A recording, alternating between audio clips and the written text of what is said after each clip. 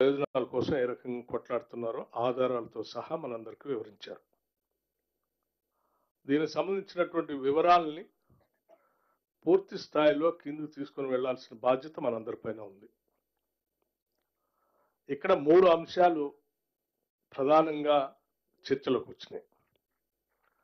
ఒకటి, కృష్ణా నదిపై ఉన్నటువంటి జలాలకు సంబంధించి కాంగ్రెస్ ప్రభుత్వం సరిగా కొట్లాడలేదు. మేమంతా చాలా పెద్ద ఎత్తున పోరాటం చేశాం, మా వల్లనే అన్ని సాధ్యమైంది, ఇప్పుడు ఏదో నష్టపోతుందని టీఆర్ఎస్ ప్రభుత్వం చెప్తా ఉంది. అది ఒక అంశం.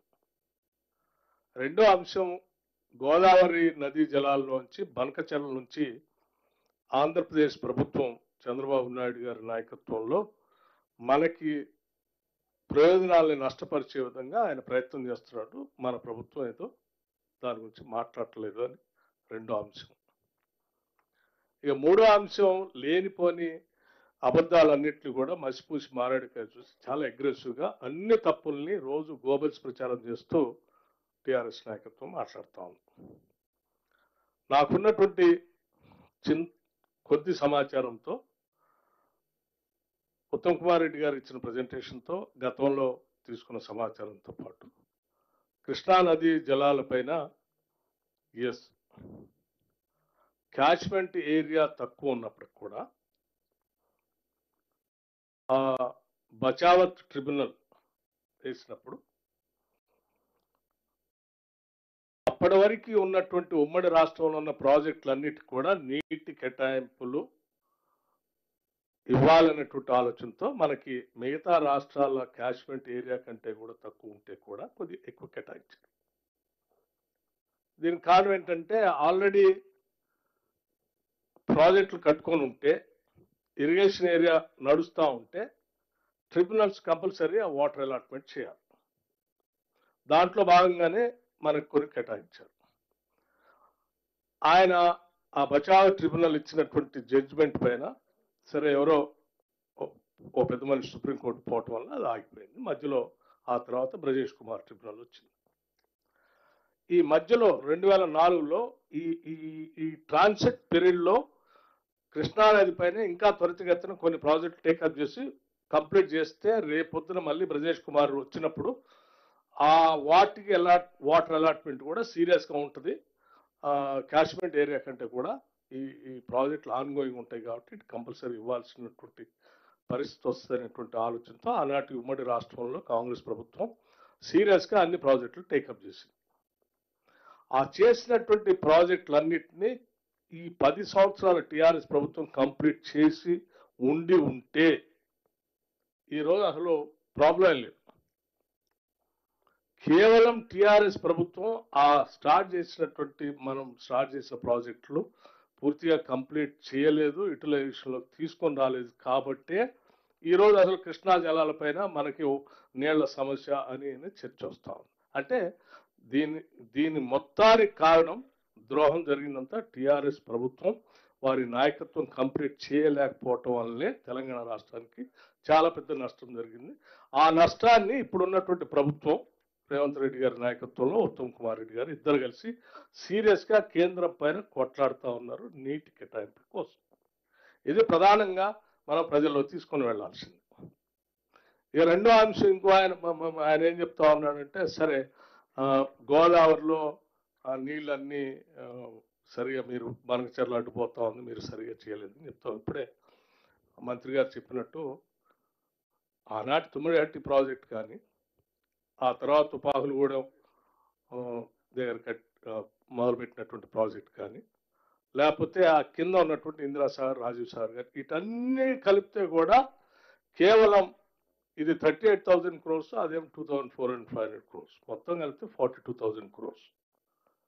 గోదావరి నది పైన ఉన్న ప్రాజెక్టులు అన్ని ఖర్చు ఆ రోజు ఎస్టిమేషన్స్ అన్ని 42,000 crores మాత్రమే. వాటిలో చాలా వరకు డబ్బు ఖర్చు పెట్టారు కూడా. అంటే ఇంకొక 38,000 crores ఖర్చు పెడితే గోదావరి నది నుంచి కొన్ని లక్షల ఎకరాలు, అంటే ఇక్కడ ఉన్నటువంటి 16.5 లక్షల ఎకరాలు, ఆ ఇందిరాసాగర్, రాజీవ్ సాగర్ దగ్గర ఉన్నటువంటి 4 లక్షల ఎకరాలు, అట్లాగే దేవాద లిఫ్ట్ ద్వారా ఇప్పుడు ఆ తుపాకులగూడెం దాంతో బ్యారేజ్తో కడితే వచ్చేటట్టు కొన్ని కాకతీయ కెనాల్ స్టెబిలైజేషన్, ఇవన్నీ కలిపితే సంపూర్ణంగా కేవలం 42,000 crores-తో కొన్ని 23 నుంచి 24 లక్షల ఎకరాలకి రాష్ట్రంలో గోదావరి నీళ్లు పారాయి. కానీ ఆయన ఏం చేసి ఒక్క గోదావరి నది పైనే 38,000 కోట్లతో అయ్యేటువంటి ప్రాణహిత చేవళ్ల ప్రాజెక్ట్ని రీడిజైనింగ్ చేసి 1,25,000 కోట్లు పెంచాడు.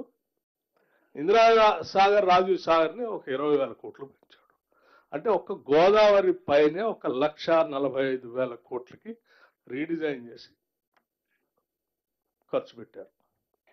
ఇంత ఖర్చు పెట్టినా కూడా ఒక్క ఎకరానికి కూడా నూతనంగా ఆయకట్టుకి నీళ్ళు ఇవ్వలేదు. ఎందుకంటే ఏ ప్రాజెక్టు కూడా డిస్ట్రిబ్యూటర్ కెనాల్స్ చేయాలి. ఈవెన్ కాళేశ్వరం లిఫ్ట్ చేశామని చెప్తున్నటువంటి ప్రాజెక్టు కూడా ఎక్కడ డిస్ట్రిబ్యూటర్ కెనాల్ తీయలే, ఒక ఎకరానికి కూడా నీళ్ళు ఇవ్వరాదని. పారే నీళ్ళన్నీ కూడా శ్రీపాద ఎల్లంపల్లి నుంచి, మిడ్మానేర్ నుంచి, కాకతీయ కెనాల్ నుంచి వీటి ద్వారానే పారుతుంది. ఇవన్నీ ఆనాటి కాంగ్రెస్ ప్రభుత్వాలు కట్టినాయి. కాబట్టి ఆడ అంత పెంచితే కూడా ఒక ఎకరానికి కూడా నీళ్ళు ఇవ్వనటువంటి 1,00,000 కోట్ల పైబడి ఒక్క గోదావరి నది పైన తిన్నటువంటి టిఆర్ఎస్ ప్రభుత్వం ఈరోజు కాంగ్రెస్ ప్రభుత్వం మీద మాట్లాడటం అనేది నిజంగా ఇంతకంటే హాస్యాస్పదం ఏం లేదు. ఈ రెండు తప్పిదాలు వాళ్ళే, రెండు తప్పిదాలు వాళ్ళు చేయటం వల్ల ఈరోజు తెలంగాణ రాష్ట్రానికి రావాల్సిన నీళ్లు రాలేదు, ఉండాల్సిన నిధులు కూడా ఖర్చు అయిపోయాయి. ఇంత ప్రమాదంలో తెలంగాణ రాష్ట్రాన్ని నెట్టేసినటువంటి టిఆర్ఎస్ పార్టీ పైన సమగ్రమైనటువంటి సమాచారం ఇచ్చినటువంటి ఉత్తమ్ కుమార్ రెడ్డి గారు, ముఖ్యమంత్రి గారు ఈ సమాచారాన్ని తీసుకొని మనం ప్రజలకి చెప్తే వాళ్ళు డిఫెన్స్ లో ఉండాల్సింది పోయి వాళ్ళు అఫెన్స్ గా మాట్లాడుతున్న తప్పులని వాళ్ళ దగ్గర పెట్టుకుని, సో వాళ్ళు చేసిన తప్పిదాల వల్లనే ఈరోజు రాష్ట్రానికి జరుగుతున్న నష్టం గురించి సంపూర్ణంగా మనం వివరించాల్సింది. అసలు ఆ ప్రాజెక్టులని కంప్లీట్ చేసుంటే వాళ్ళ బనకచర్ల ఇష్యూ వచ్చేది కాదు.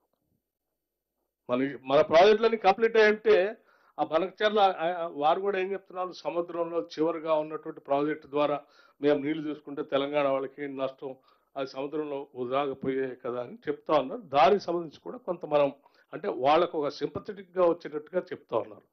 మనం చెప్పాల్సింది ఏంటంటే ఇప్పుడే కడియం శ్రీఆర్ గారు చెప్పినటువంటి సమాచారం కూడా ఏంటంటే ప్రాజెక్టులన్నీ కట్టి ఉంటే వాటి ద్వారా నీళ్లు పారుతూ ఉంటే ఒక ట్రిబ్యునల్ ముందు చర్చకు వచ్చినప్పుడు ఆల్రెడీ కట్టిన ప్రాజెక్టులు ముందు కేటాయింపు ఇవ్వాల్సిన పరిస్థితి వస్తుంది. అలా వాళ్ళు ఆ చర్చకు వచ్చినప్పుడు ముందు మా బనకచర్ల కూడా ఆల్రెడీ కంప్లీట్ అయిపోయింది కాబట్టి ఇక బ్రజేష్ కుమార్ ట్రిబ్యునల్ దగ్గర మాకు ఈ కేటాయించిన తర్వాత పైన కేటాయించండి అని చెప్పే వాదన వాళ్ళు తీసుకొని రావడానికి వచ్చే అవకాశం ఉంది. అందుకోసం మనం చెప్పేటప్పుడు కూడా స్పష్టంగా దాని మీద కూడా క్లారిటీ ఇస్తే వాళ్ళు ఏదో వాళ్ళకి ఏదో అడ్డుపడుతున్నటువంటి భావం కూడా రాదు. దాన్ని కూడా క్లారిటీ ఇస్తూ నేను ముఖ్యమంత్రి గారికి మై రిక్వెస్ట్ ఈస్, మీరు దయచేసి అట్లాగే ఉత్తమ్ కుమార్ రెడ్డి గారు కూడా మీ ఇద్దరు ఇచ్చినటువంటి సమాచారం రాష్ట్ర ప్రయోజనాలను స్పష్టంగా కాపాడుతూ మీరు చేస్తున్నటువంటి పోరాటం ప్రజలకు తెలియాలి. వాళ్ళు చేసినటువంటి ద్రోహం కూడా రాష్ట్ర ప్రజలకు తెలియాలి. వాళ్ళు చేసినటువంటి ద్రోహాన్ని కప్పిపుచ్చుతూ ఇంకా వాళ్ళు ఎఫెన్స్ గా మనమే మాట్లాడుతూ ఉన్నారు. కాబట్టి నేను మై రిక్వెస్ట్ ఈస్, మీరు ఇచ్చినటువంటి ఈ ప్రజెంటేషన్ భవిష్యత్తులో కొద్ది రోజుల్లో దయచేసి ఈ రాష్ట్రంలో ఉన్నటువంటి మీడియా వ్యవస్థను అందరిని పిలిచి, అందులో స్టేక్ హోల్డర్స్ కూడా పిలిచి, అట్లాగే రిటైర్డ్ ఇంజనీర్స్ వాళ్ళని కూడా పిలిచి ఇదే ప్రజెంటేషన్ వాళ్ళందరూ చక్కగా మీరు వివరించగలిగితే ఈ రాష్ట్ర ప్రజలందరూ కూడా స్పష్టంగా ఓ మెసేజ్ వెళ్ళిపోతుంది. అలా మెసేజ్ వెళ్ళిన తర్వాత ప్రజలందరికీ అర్థమవుతుంది మనం ఎంత కాపాడుతున్నాం, వాళ్ళు ఎంత నష్టపరిచింది అనేది తెలిసిన తర్వాత ఆ తర్వాత ఇంకొక యాక్షన్ ప్లాన్ ఒకటి తీసుకొని మీరు ఏ రకంగా ముందు తీసుకొని పోవాలని చెప్తే ఆ రకంగా ప్రజల్లోకి తీసుకొని పోవటానికి మేము స్పష్టంగా సిద్ధంగా ఉన్నాం. వాళ్ళు చేసినటువంటి ఉదాహరణ ఉత్తమ్ కుమార్ రెడ్డి గారు చెప్పినట్టు ఇరిగేషన్ ప్రాజెక్ట్స్ మీద చేసినటువంటి అప్పులు, ఆ అప్పుల ద్వారా ఒక ఎకరానికి నీళ్ళు లేకపోయినా మనం కట్టాల్సిన భారం వడ్డీ విపరీతంగా ప్రతి సంవత్సరం పెరిగిపోతాం.